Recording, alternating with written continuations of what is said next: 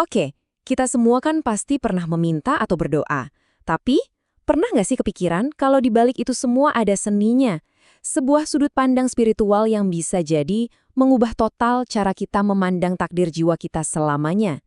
Nah, kita langsung aja ya ke pertanyaan yang jujur agak provokatif.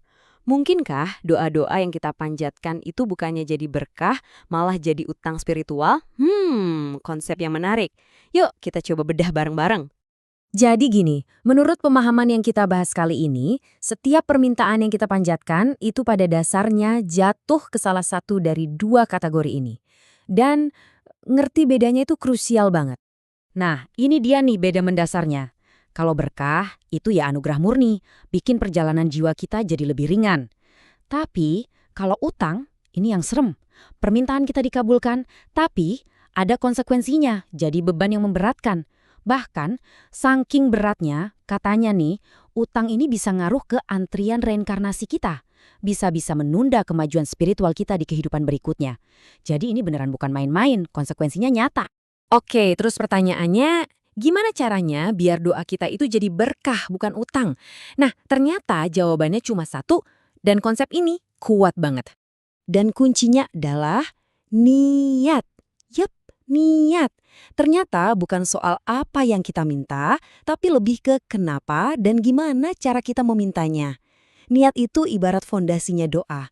Pertanyaannya, permintaan kita itu datang dari ego, dari rasa ingin mengontrol, atau dari rasa pasrah dan percaya sepenuhnya. Ini nih contoh praktisnya, dan ini dalam banget. Kalimat ini isinya kepasrahan total, bukan nuntut. Ini kayak kita ngaku, ya Allah, saya mungkin nggak tahu apa yang terbaik buat saya, jadi saya serahkan keputusan akhir padamu. Nah, inilah wujud niat yang paling murni. Jadi, intinya apa? Intinya adalah hindari menghendaki. Jangan memaksakan hasil. Karena saat kita coba mendikte Tuhan, pokoknya harus begini, harus terjadi, nah disitulah permintaan kita berisiko jadi utang. Ingat, doa itu dialog, bukan kita ngasih daftar perintah. Oke, kita ngomongin yang lebih praktis sekarang. Gimana soal minta hal-hal duniawi? Minta kaya, minta jabatan, gitu-gitu. Salah nggak sih? Ternyata, nggak sama sekali. Asal pendekatannya benar. Nah, ini bagian yang mungkin bikin kaget. Meminta 3K, kekuasaan, kesaktian, dan kekayaan, itu ternyata boleh banget. Tapi tunggu dulu. Ada syarat dan ketentuannya. Ini dia nih mindset shift-nya. 3K itu bukan tujuan akhir hidup.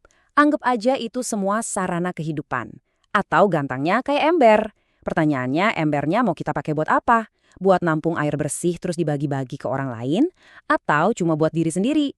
Jadi ingat ya, kekayaan, kekuasaan, itu semua cuma alat, bukan tujuan utama.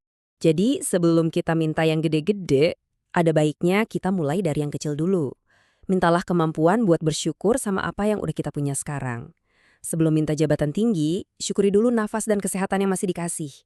Ini bentuk pengakuan kita kalau Tuhan itu Ar-Rahman, Maha Pengasih yang udah ngasih banyak banget hal bahkan sebelum kita minta. Oke, dari urusan duniawi, sekarang kita geser ke sesuatu yang lebih dalam lagi, yaitu permintaan untuk jiwa. Baik itu buat orang lain maupun buat diri kita sendiri. Nah, buat orang lain, ada 2 hal utama yang bisa kita minta. Pertama, perlindungan buat orang-orang yang kita sayangi yang masih hidup. Kedua, bimbingan buat arwah orang-orang terkasih yang udah meninggal, biar perjalanan mereka lancar. Ini kan wujud cinta yang tulus banget ya. Khusus untuk mendoakan yang sudah tiada, ada proses yang lebih spesifik nih. Pertama, ya jelas kita doakan dulu. Kedua, kita bisa minta bantuan malaikat Yasin dan Nurani untuk membimbing mereka.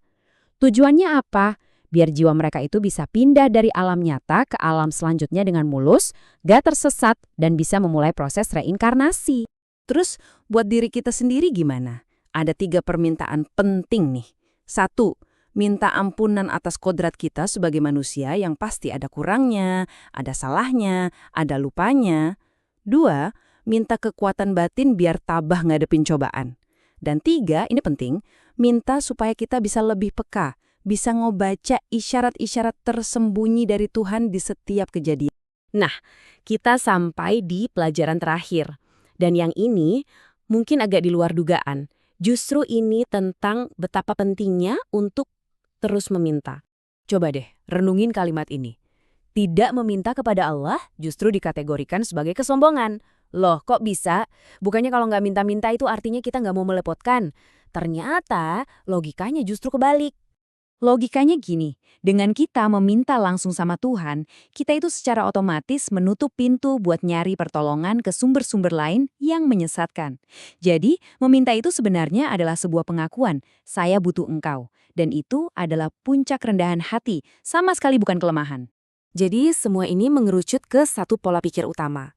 STS, sadar, tabah, dan sabar. Sadar kalau kita ini butuh Tuhan, tabah waktu diuji, dan sabar menanti jawabannya. Anggap aja STS ini kayak kerangka berpikir biar setiap permintaan kita itu jatuhnya jadi berkah. Sebagai penutup, saya mau lempar lagi pertanyaan di awal tadi ke Anda. Setelah kita bahas semua ini, coba deh tengok lagi doa-doa Anda selama ini. Permintaan-permintaan Anda itu kira-kira lagi membangun tumpukan berkah? Atau jangan-jangan malah numpuk utang? Cuma Anda yang bisa jawab.